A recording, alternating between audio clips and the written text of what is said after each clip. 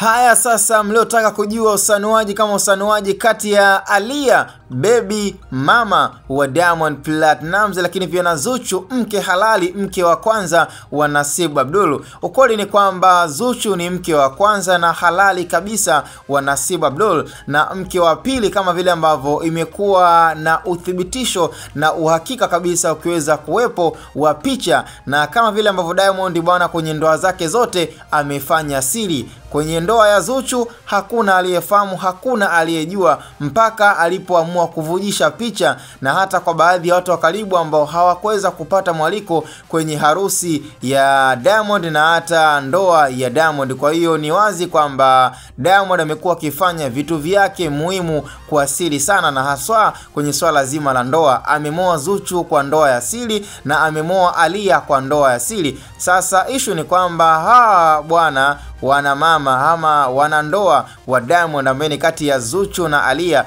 kiwalisia bwana bifu la rohoni na chuki ni chukizo liko mioyoni mwao. Yani ni mke mkubwa na mke mdogo, lakini sio wake wenza wanaopendana na kukubaliana. Na issue mpaka hivi sasa kwamba inasemekana kwamba ndo maana hata baadhi ya picha za Aaliyah zimeanza kwa tofauti. Alikuwa kivaa kuna nguo fulani, lakini hivi sasa inasemekana kibendi kwa sokwasu, yani mimba ya miezi kadhaa. Yawezekana ikawa ni issue ya kweli kwamba Aaliyah sasa hivi ana mimba ya mtoto wa pili ya Diamond Platnumz. Tunajua kwamba ana mimba ya kwanza ambayo tayari aliweza kumpata mtoto, japokuwa issue ikafichwa, lakini ukweli ni kwamba Diamond ameshazaa na Aaliyah, na ndo sababu kubwa ya Aaliyah kuendelea kumganda Diamond Platnumz kwa sababu anajua ana kiumbe naye. Na kwa issue ya Zuchu, labda pengine Zuchu peke yake ndo ambaye kwenye changamoto ya mtoto ndo labda inawezekana pia ikawa ni sababu kubwa ambayo kesho na kesho kutwa